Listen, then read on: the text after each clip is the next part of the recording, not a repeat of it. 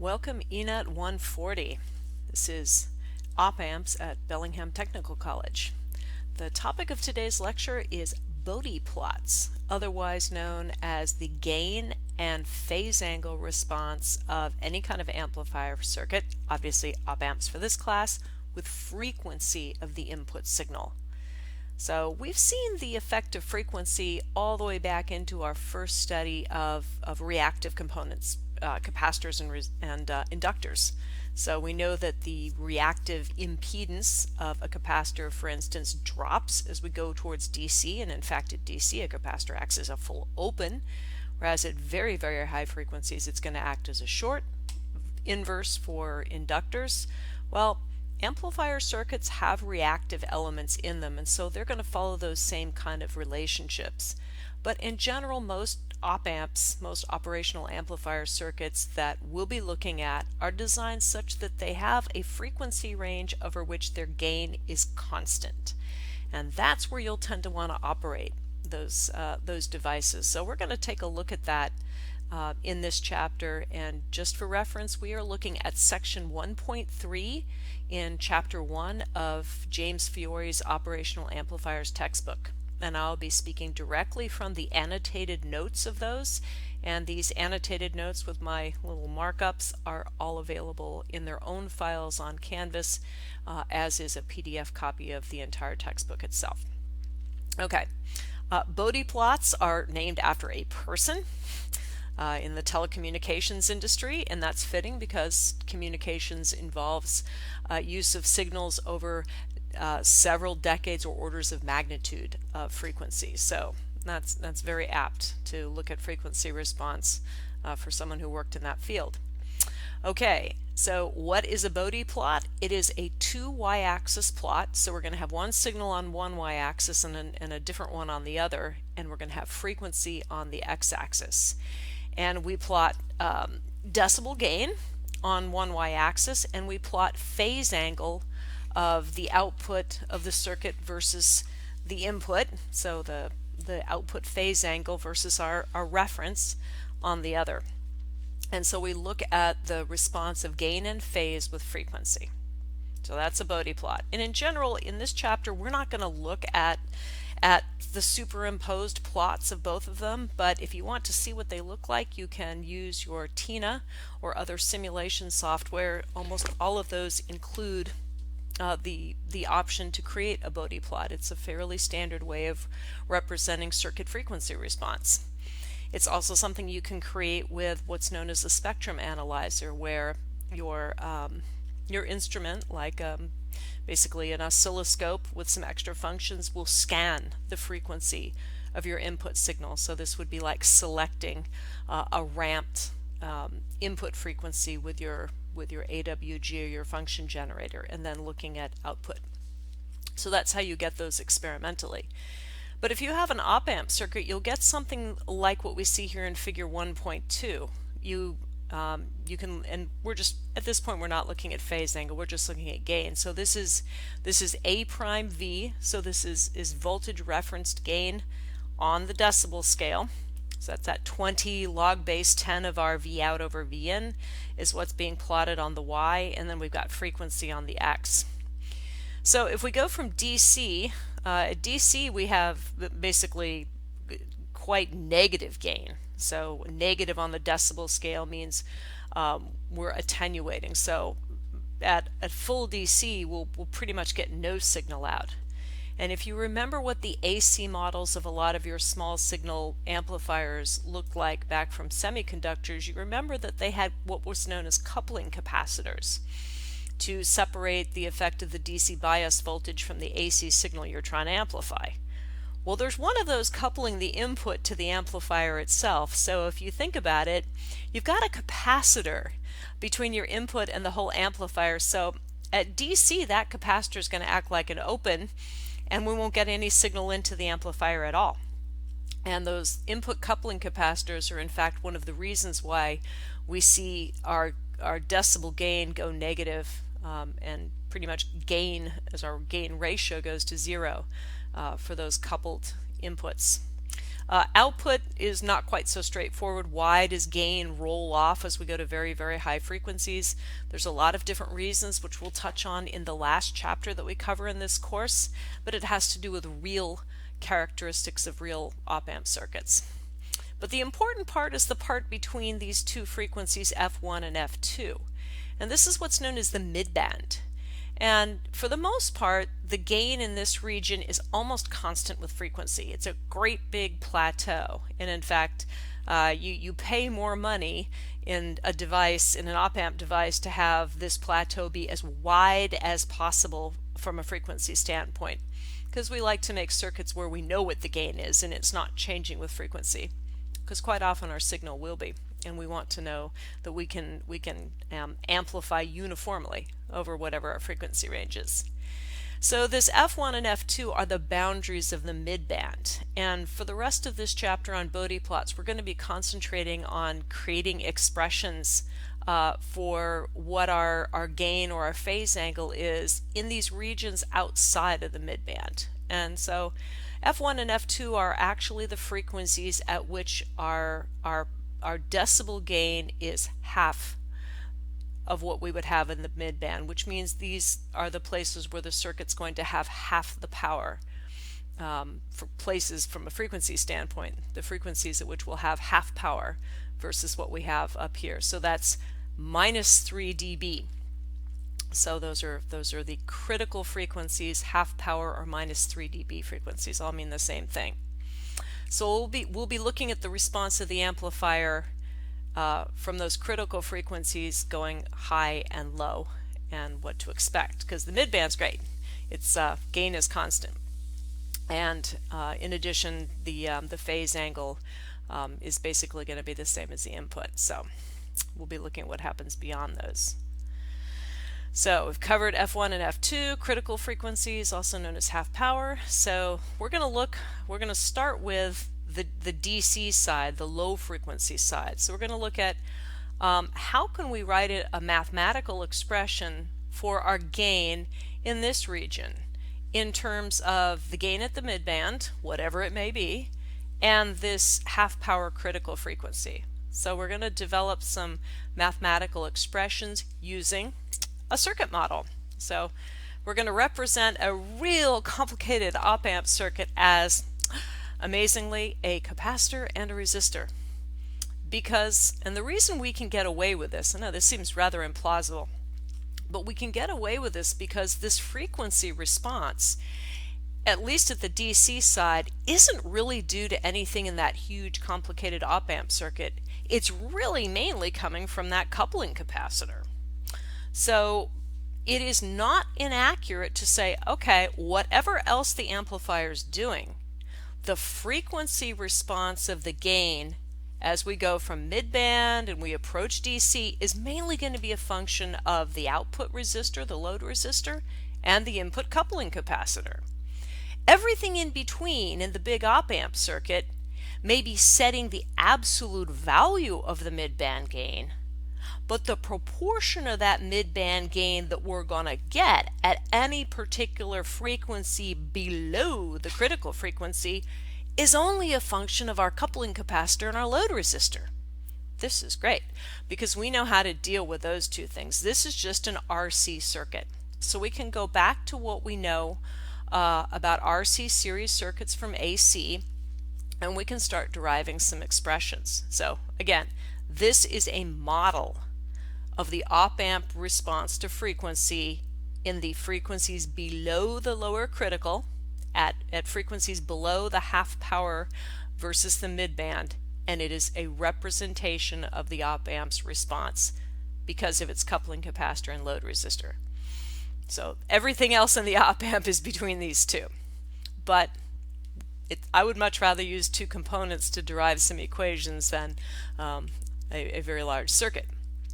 Okay, so simple circuit, we got our model. We can express our gain, our voltage gain, ordinary gain, as V out over V in. And of course, if we want to express this in dB, we will take 20 times log base 10 of this ratio. And again, V out is going to be across the resistor. So we got our signal coming in, here's our coupling capacitor, and then between C and R, we've got our entire op-amp circuit, and then we would be looking at the load, the voltage drop over the load resistor as our output, our amplified output.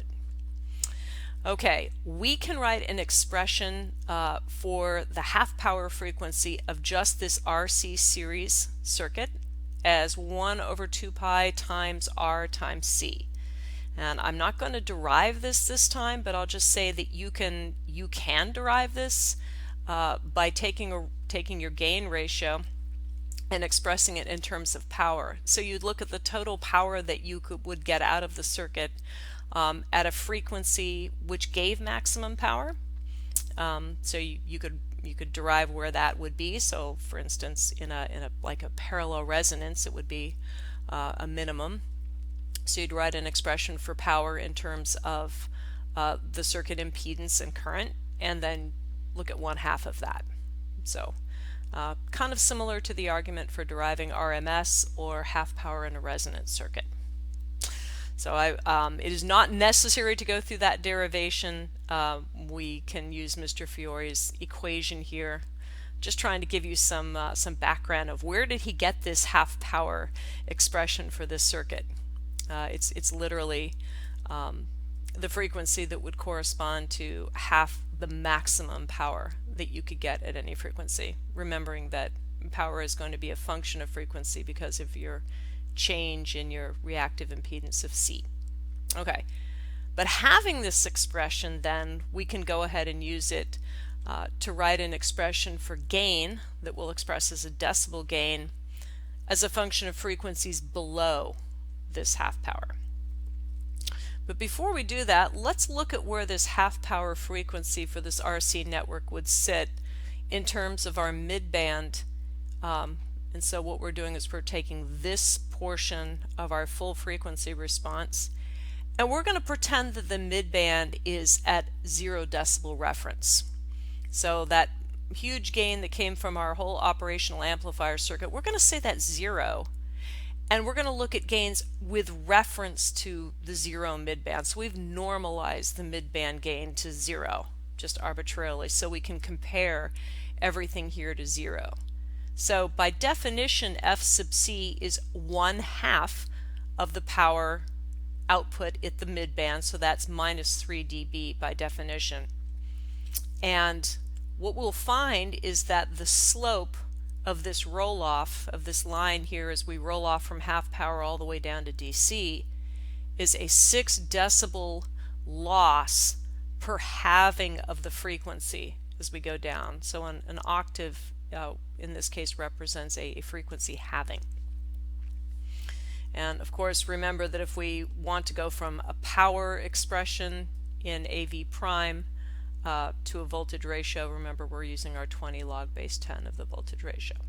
Okay, so if you want to derive that 6 dB per octave line, you can write some expressions using an equivalent voltage ratio, a voltage divider ratio really, for your R and your C, looking at the voltage drop over the resistor and the voltage drop over the capacitor.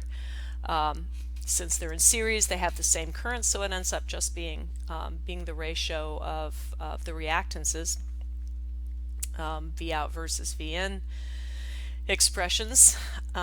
So you can walk through this. Again, I'm not going to walk through the derivation here because what it is of course a good exercise to derive this, and we can using what we learned about reactances and series AC circuits back in ENET 120.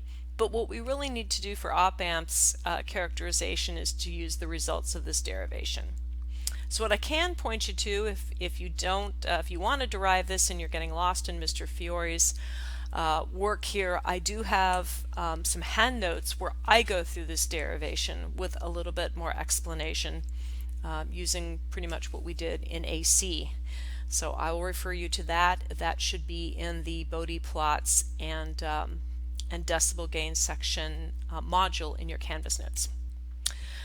But regardless, if you go through all of this derivation and you substitute back in F sub C anytime you see your 2 pi times RC expression, you will end up with an expression for decibel gain at any frequency versus the critical frequency that comes out to be this equation. So we end up with negative 10 times log base 10 of 1 plus the ratio of the square of the half power frequency divided by the square of any frequency between DC and the half power.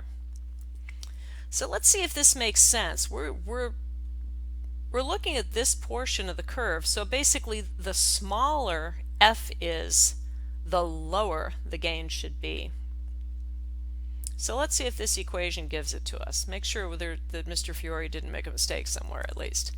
So if this f becomes a very small number, then this quotient becomes big, which means the argument of the logarithm becomes big, which means the log base 10 of this becomes bigger, but it's got a negative sign. So we have a bigger negative number, which means the decibel gain is going to become a large negative number, which means the gain ratio goes way down. So that does make sense. That does track with what we're seeing in terms of the gain versus frequency below the lower critical, below the midband. Okay, we can plug into it and get the actual gain for any frequency below F critical. So if we have an amplifier that has a lower break frequency, so that's F sub C on the lower frequency end of the midband, say it's 40 Hertz, and we want to know how much gain is lost at 10 Hertz. So what that means is what is the gain versus midband gain, if we assume midband is 0, if we go 30 Hertz below the lower critical. So we would plug 40 Hertz in for F sub C, 10 in for F, and we get minus 12.3 dB. Now be careful, the midband gain could be huge, maybe it's 100, something really big. That just means that at 10 Hertz, instead of getting 100, you're going to get, 87.7. So this is versus the midband. Okay. So we said that Bode plots include gain and phase angle versus frequency. So we can go through the same derivation that we used to get our AV prime versus frequency, starting with the same expression for our V in versus V out, our little series RC circuit here. And we can put in the expressions rather than just voltage magnitude. We can put in our polar expressions so we capture phase angle. So obviously another way of writing R, so this upper equation is rectangular coordinates, remember. So our no J component would just be R at 0 degrees, and then R minus J x sub C would have a magnitude given by the Pythagorean theorem. So we have R squared plus XC squared square root, Pythagorean for magnitude, and then the phase angle would just be the arctan of x sub C over R. So we can follow through the same derivation that Mr. Fiore did to get gain versus frequency, except it's a much smaller derivation, and it ends up that the phase angle between our output and our input is just arctangent of the impedances of the two components, the capacitor and the resistor, which you can actually simplify using the definition of F critical, which includes C and R, which contribute to X sub C and R, and you end up with literally arctangent of your critical frequency, your lower critical, your half power, versus divided by whatever frequency you're at between DC and your half power.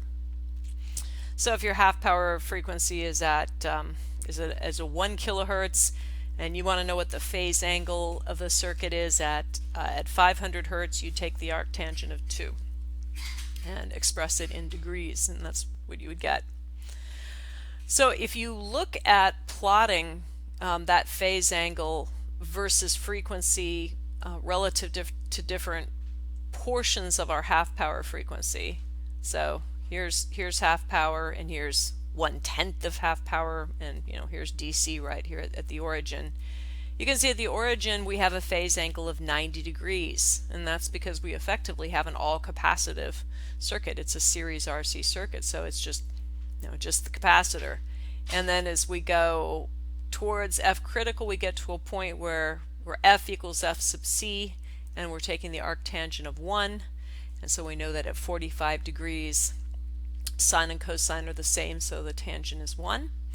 So at our half power frequency, there should be a 45 degree phase angle in that circuit, and then as we increase frequency way up, the capacitor should short and we should get a 0 degree phase angle representing just pure resistance.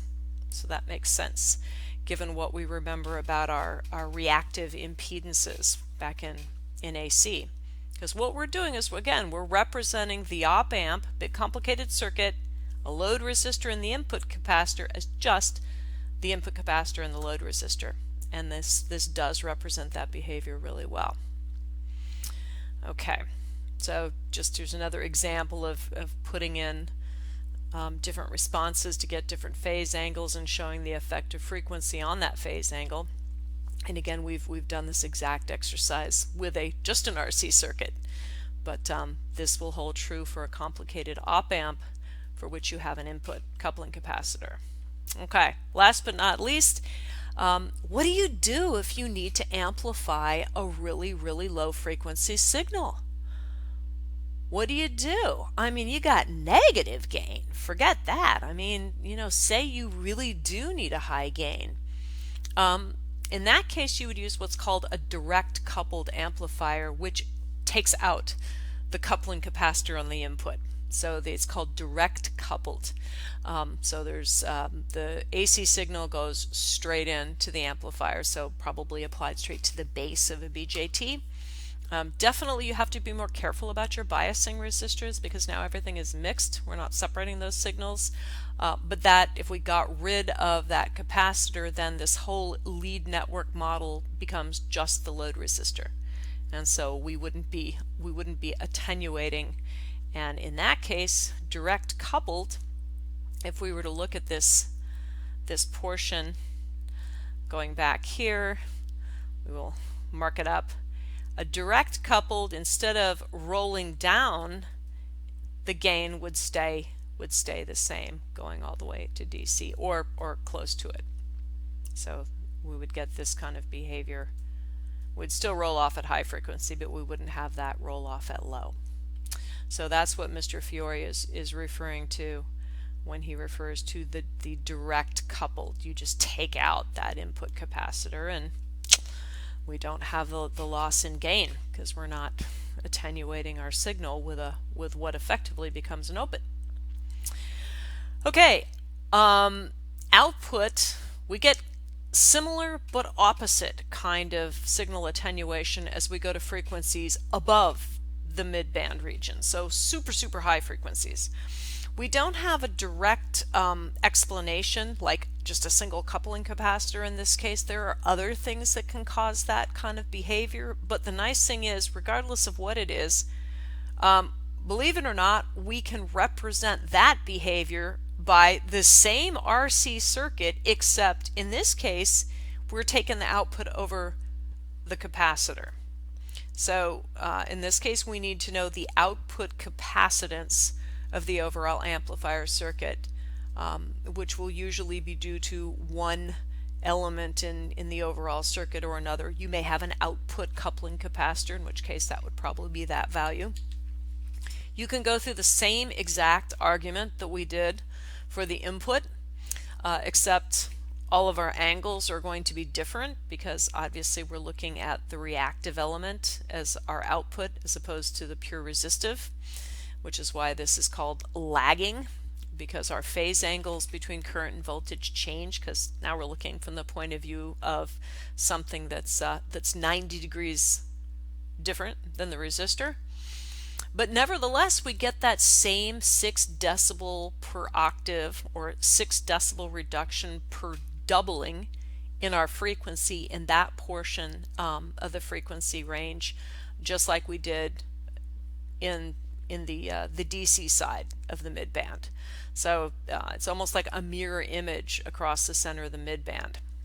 So we can get an expression for our decibel gain at any frequency compared to the critical frequency that looks really similar to what we did for the low frequency side, except you'll notice that F critical is now in the denominator rather than the numerator.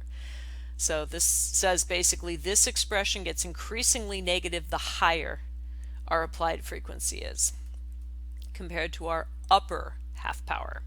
Otherwise, the same exact derivation, except from the point of view of the output being the voltage drop over the capacitor.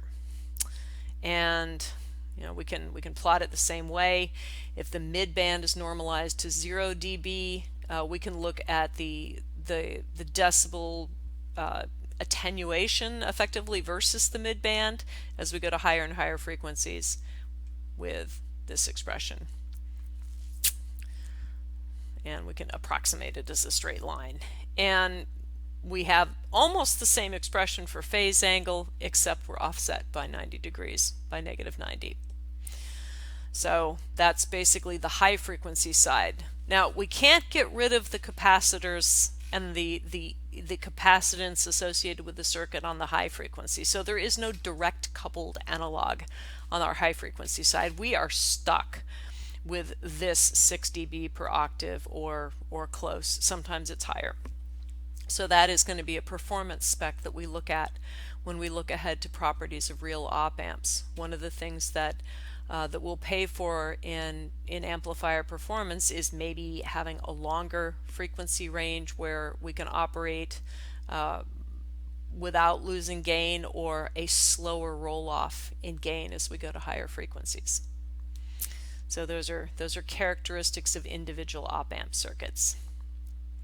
So that is the conclusion. And we can plot again phase angle. Excuse me. Before we conclude, just a quick word about the phase angle in the lagging or high frequency part of the network. This is a mirror image across the x-axis or frequency axis of what we saw for leading. So here we've got 0 degrees in phase as we go to a low frequency versus critical, so like back up onto the midband. And as we go to a high frequency, we'll end up with a -90 degrees as we go to those super low gains down below unity gain. Okay, and again, that is it for our discussion of what can we expect in terms of phase and gain at these flanking areas at the low and high frequency side of the midband as a function of whatever the midband frequency gain is and our half power upper and lower critical frequencies. Again, we probably will not be treating this explicitly in the course, other than to come back to this idea when we look at performance specs. For the most part, we're going to be assuming midband operation in all of our calculations, and certainly when we start looking at feedback and real op amp circuits. But those midband and then upper and lower attenuating regions are very important characteristics of op amps, and knowing which frequency range op amp to select for your signal input is very important to know. So just keep that in mind, that midband plateau and then the 6 dB per octave approximate roll-off areas above and below, and then the option to direct couple if you have a low frequency signal coming in going towards DC. So that is it for this lecture, and we will pick up with the differential amplifier as our next topic in Chapter 1, which is an important prelude to what's under the hood in real op amps in very general terms. See you then.